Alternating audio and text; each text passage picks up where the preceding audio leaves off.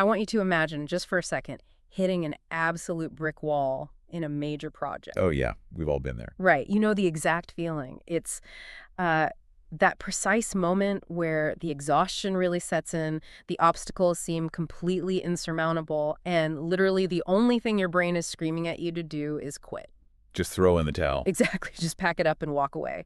So the question is, how do you pull yourself, or, if you're the one leading a group, how do you pull your entire team back from that brink? It's arguably the ultimate test of leadership. And, well, it's exactly why we're plunging into this specific material today. Welcome to today's deep dive. We are unpacking a genuinely fascinating transcript from a highly specialized leadership and mindset seminar. Specifically, Alan Nagao's magnetized leadership training. That's the one. And the stakes for this deep dive are pretty high because our mission today is to extract the most actionable, high-level coaching strategies from Nagao's training. We're going to explore how you actually align your mind and your actions. How to literally trick your brain out of its own primal fear response. Yes. And master the psychological levers that turn a stagnant, paralyzed team into a high-performing powerhouse. What makes this seminar so compelling isn't just the theory, though. It's how Nagao bridges the gap between abstract mindset philosophy and gritty, boots-on-the-ground behavioral psychology. Right. He doesn't just toss out platitudes about, thinking positive. No, not at all. He breaks down the exact mechanical steps to take when positive thinking completely and utterly fails you. So let's jump right into that, starting with a point he makes early on that honestly felt a bit counterintuitive to me. Okay, what was that? Well, when someone hits that wall and says they want to quit, our first instinct as a leader or even just as a friend is usually to argue with them using logic. Right, we try to reason with them. We point out the sunk costs, we show them a spreadsheet, but Nagao points out that in a crisis moment, logic completely evaporates. They have entirely forgotten their dream. And this is where his coaching technique pivots from what we typically see. He argues that the coach's actual job isn't to debate the merits of quitting. Right. Your job in that moment is to remember their life dream for them. Wow. Remember it for them. Because when someone is backed against a wall, their brain shifts completely into survival mode. The long-term vision just vanishes. So as a coach, you have to be the designated keeper of that vision until the panic subsides. Wait, isn't that a little, patronizing? Just telling an adult what their dream is when they're actively telling you they want out? I mean, it sounds like it on the surface, but think about the psychology of a panic state. If you're just aggressively pushing someone to hit arbitrary KPIs and their words don't align with their true internal feelings, you are just wasting breath. Yeah, that's true. Nagao specifically says a coach has to listen with their ear and their heart at the same time. You aren't just reciting their goals back to them like a robot. You're trying to reconnect their current pain to their original purpose. He gives a really stark example of how this plays out. Let's say you have a client or a team member who tells you their goal is to make $10,000 this month. If you ask why, the surface level answer is usually, so I can pay all my bills. Sure, the standard administrative answer. Right. And most managers stop there. But Nagao insists you have to push past that. You have to look them in the eye and ask, tell me more about that. What is the actual price your family will pay if you don't accomplish this? You're digging for the emotional bedrock. Yes, exactly. He calls it finding the why that makes you cry. That's a powerful phrase. I found it incredibly striking. It's about excavating past the numbers until you hit a core emotional motivation that is actually strong enough to sustain a person through severe burnout. And the tactic he recommends to get there is basically a form of mental time travel. How so? You take the person back to what they committed to a year ago or 5 years ago, back when they were optimistic, before the resistance kicked in. Oh, that makes a lot of sense. This raises a critical question for you listening right now. Take a hard look at your own why. Are you operating off of superficial, spreadsheet-level goals? Or have you dug deep enough to find that emotional core? Because if your motivation is just to hit a revenue number, the absolute second the friction becomes greater than the financial reward, you will quit. You need that emotional anchor. And you're absolutely going to need it because change, any kind of change, even positive change, universally triggers fear. It does. Which brings us to the physical reality of this process. Nagao shares a deeply vulnerable anecdote to illustrate just how debilitating this gets. Yeah, the India trip. Right. He talks about coming back from an intense business trip to India feeling, quote, like a little baby ready to cry. Wow. I know.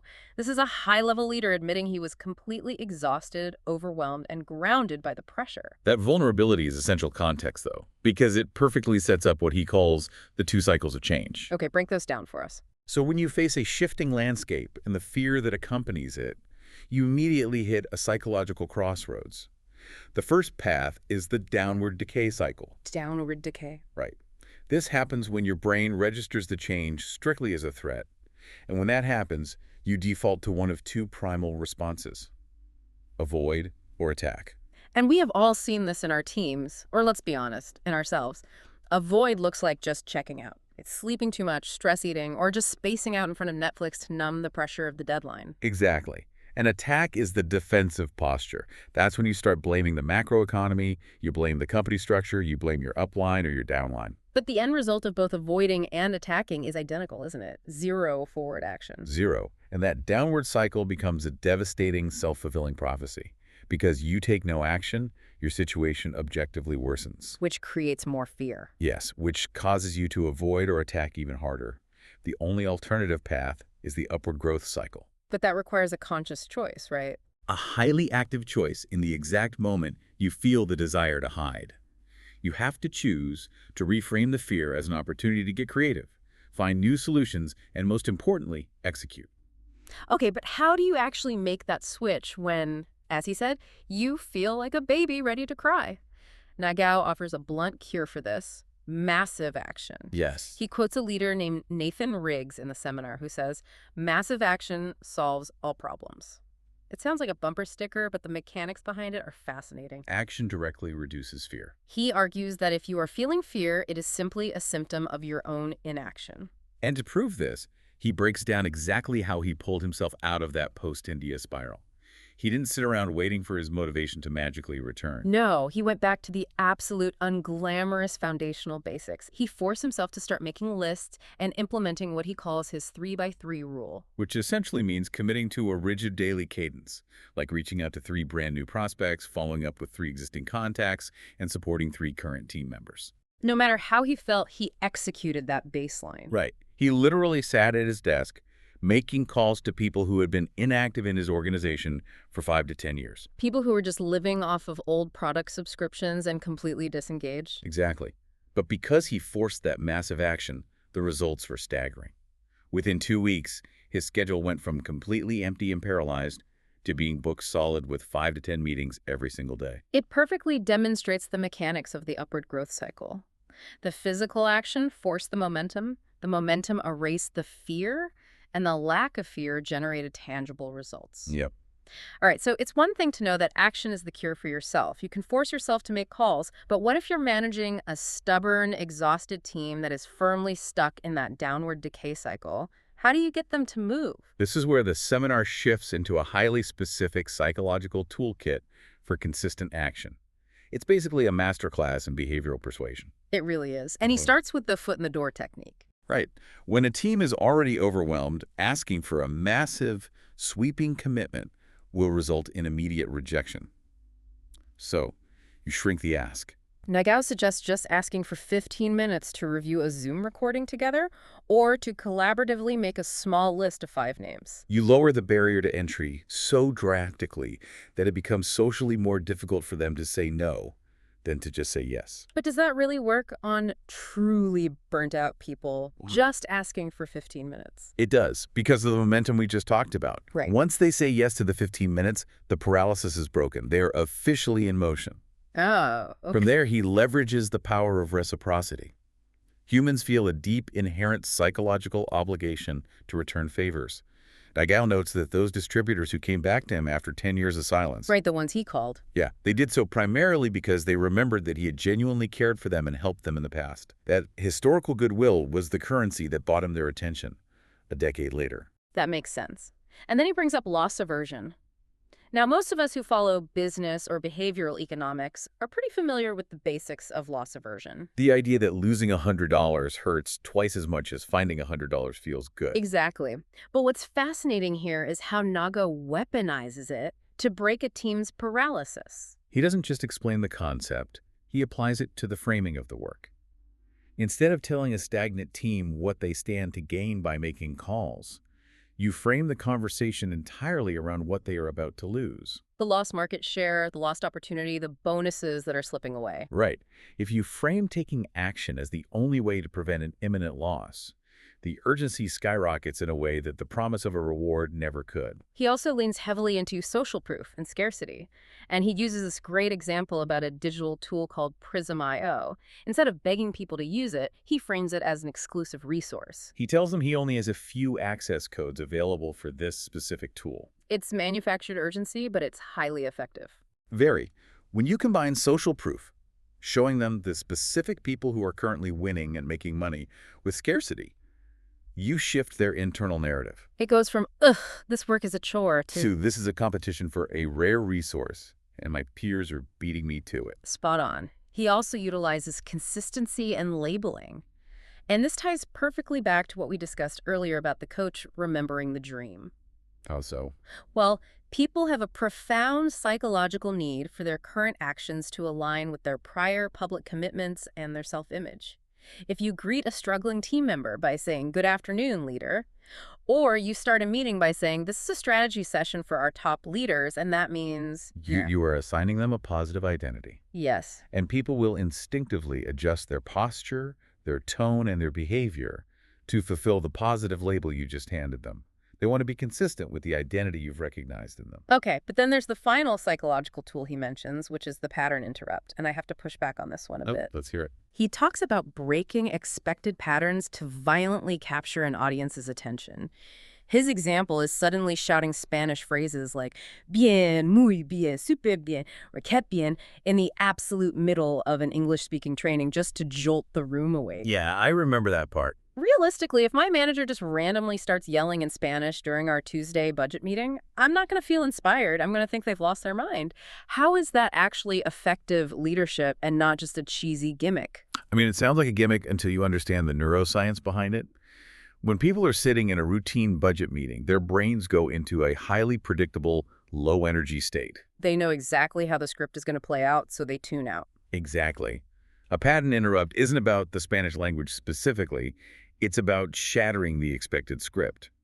When a jarring, unexpected event occurs, the brain literally cannot ignore it. It triggers an involuntary orienting response. Yes. The brain hits reset, dumps a tiny bit of adrenaline, and demands to know what just happened. In that split second of confusion and reset, the leader has 100% of the room's focused attention to deliver their actual core message. Okay, I see where you're going. It's not about the gimmick itself. It's about creating a sudden window of hyperreceptivity. Precisely. I'd challenge you listening to this to consider your own environment. Which of these psychological tools could you ethically deploy this week? Are you relying entirely on logic and spreadsheets to motivate a burnt-out team, when a simple pattern interrupt or a foot-in-the-door request might actually get the gears moving? It completely changes the dynamic of how you manage resistance. So we have all these tactical tools, but what does this mean for our overarching approach to leading day-to-day? Nagao shifts from these micro-tactics into a brilliant, vivid analogy about leadership styles. Yes, he compares what he calls the mother chicken to the drill sergeant. It's a stark and highly effective contrast. It really is. The mother chicken represents the empathetic, protective leader. This is the manager who constantly coddles and takes care of their little chicks.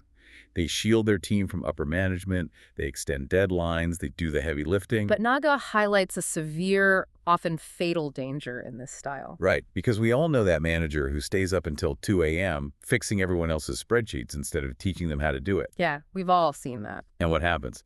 That leader eventually becomes so chronically exhausted by carrying the entire weight of the team that they burn out. They want to quit. And when that mother chicken finally breaks and turns their back, the team has absolutely no resilience or independent skills. As Nago bluntly puts it, all the little chicks are dead. It's a slightly dark visual, but it makes the point perfectly. On the complete opposite end of the spectrum is the drill sergeant. This is the leader who is uncompromising, highly direct, maybe raises their voice, and tells people exactly what needs to be executed right now, with zero excuses tolerated. But the brilliance of the seminar is the synthesis of these two styles. Nagao argues that true leadership is knowing exactly when to deploy which mask. Ah, okay. If your natural default is to be a mother chicken, you must consciously force yourself to become a drill sergeant during critical challenges. You have to demand independent action to ensure your team actually survives the downward decay cycle. But the reverse is also true. If you are always a drill sergeant, if everything is always a crisis and you are constantly barking orders, people will eventually just tune you out. It becomes white noise. Exactly. You have to consciously switch back to love, care, and patience. Nagao uses that classic adage, people don't care how much you know until they know how much you care. And we shouldn't underestimate the psychological toll this takes on a leader. It requires an incredible, exhausting amount of self-awareness to constantly switch these masks. You have to ask yourself every single day, what does this specific person need from me right now? Do they need the empathetic safety of the mother chicken to remember their dream?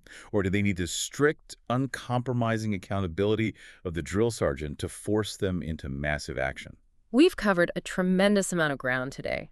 We've explored how a true coach doesn't argue with panic, but resurrects a dying dream by finding the why that makes you cry. We've seen how massive action, like forcing yourself to execute a basic 3x3 outreach rule, is the literal biological antidote to fear, shifting us out of a downward decay cycle. We've unpacked a robust behavioral toolkit to trigger action in others, and we've learned the vital survival importance of knowing when to stop coddling your team like a mother chicken. To close our deep dive today, I want to leave you with an entirely new concept that Nagao introduces at the very end of his seminar. Oh, I love this part. It's a visualization exercise he calls the steel ball meditation, and it beautifully encapsulates everything we've just discussed about mindset, action, and the invisible forces of leadership. This visual is fantastic. Let's really set the scene for this. I want you to imagine holding two solid steel balls, one in each hand. To the naked eye, they are completely identical.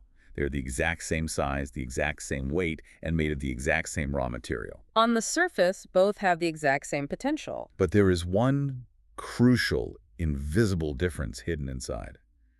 One of the steel balls has been magnetized, meaning its internal molecules have been perfectly uniformly aligned in the same direction. And that internal alignment completely changes how it interacts with the world around it. Exactly. Because of that microscopic internal alignment, the magnetized steel ball doesn't suddenly create new energy out of nowhere. Instead, it displays magnetism. It becomes a powerful, active force. Because its internal structure is completely focused and aligned in one single direction, it naturally attracts other steel balls to it. It literally pulls them in without having to chase them. That is such a profound metaphor for leadership and taking consistent action. We all have the same raw materials, but the internal alignment is what generates the pull. It really is. So here is the final lingering question I want to leave you with today based on Nagao's imagery. Take a brutally honest look at yourself.